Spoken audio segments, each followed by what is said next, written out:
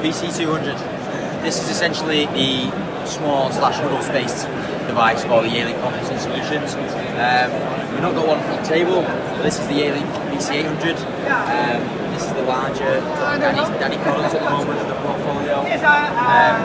All of these solutions are on-premise based, so they're IP-based systems. Unfortunately, as of current, they don't support Skype for Business. VC200 will support Skype for Business in August. Is where we're looking at that, and that will be Teams as well. Being an Android-based device, we can do that. The user interface we've got on here is very sort of Windows-esque. With the whole revamp of the Yealink 2.0 product launch, they revamped the whole UI to make it look much more cleaner and much more fresh. On here, just controlling it by the remote. You can see that we've got the screen. We can set presets as we like. So I press and hold, for example, one, there with me. If I go on there, preset location, and then I can set up to 9 presets, and then when I'm in a call, I can simply press the button and the camera will move to wherever I set it to. Right. So, really useful feature. Again, nice, easy to look at, nice and pretty. Won't bore you with all the settings, but there's loads of different settings that you can do in here. Call features, what protocol you're using, bandwidth limitations, all that sort of stuff to make that sort of call top quality. And then, I suppose finally, as a quick whiz through, if we're making a quick dial, select the person we want, as you see we're down by an IP address, and we're in a call. And this is just any other device? You're probably calling a Yealink device, I'm imagining. Yeah, I'm calling a Yealink at the moment. This is in Xiamen, China, in our China office. Okay. But we could call a Polycom, we could call a Cisco. The only and that's just directly from the device, not via a meeting server or anything? No, directly from the device. Okay. Someone else has joined in there, you can see. Okay. It's an open demo room, but essentially that's directly from the device. This device is its own codec. This device is its own hub. It's got 6 beamforming mics here, so 1, 2, 3 on either side with a 103 degree field of view. 103, okay. Yeah. So really, really wide, and that's sort of in comparison with the Logitech cameras that you'll find in the small huddle space environments. They have really wide. So like the Meetup or really, really wide lenses. How does it compare to the Cisco? The thing is with Cisco, we really don't go up against it. No. It's more so Polycom because Cisco is Cisco. You have their network, you have their infrastructure, that's where Cisco comes in. So we don't go up against that a lot, but we really do against the Polycom. The Polycom Trio has been absolutely flying for them everywhere. And this is really going to compete with it. So this is 400 quid cheaper, RRP. This is 1230 RRP. You can have an on-desk phone. CP960. With the camera control and everything as well. You can hardwire that into the camera and have an on-desk phone as well. And really, especially when Skype for Business comes to this, this is severely going to rival the Trio. Severely. The VC800 already rivals the Group Series massively.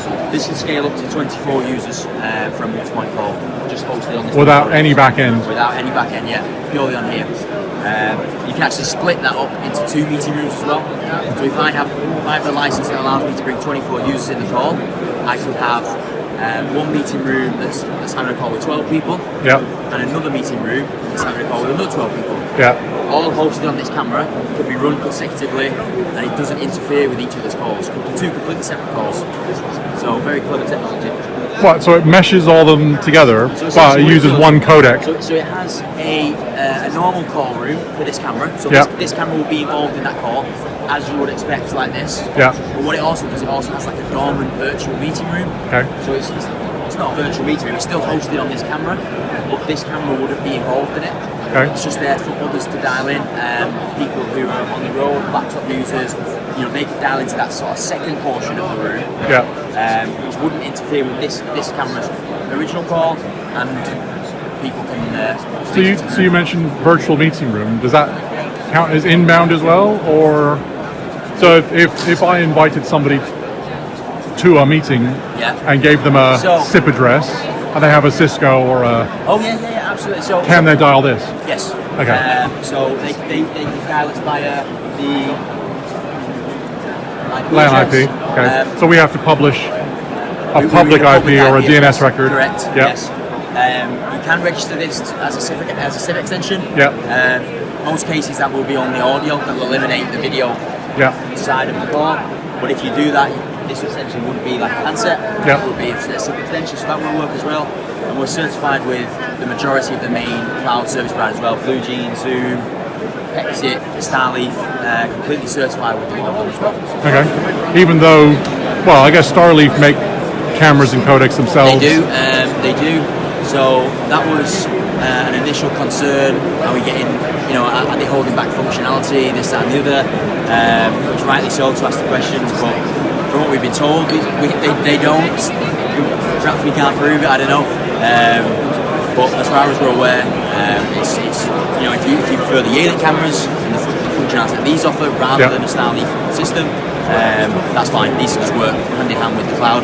And that deeply integrated with Starleaf is a prime example. That instead of actually when you're up and registered with the Starleaf service, on here you can simply go on the actual Starleaf portal, just specify you're using a Yealink camera, and it will give you a 12-digit code. All you need to do is put that code in here, and it provisions it. Okay, cool. It'll do everything for you. So really, really clever stuff. Excellent. Thanks very much for that. You're very welcome.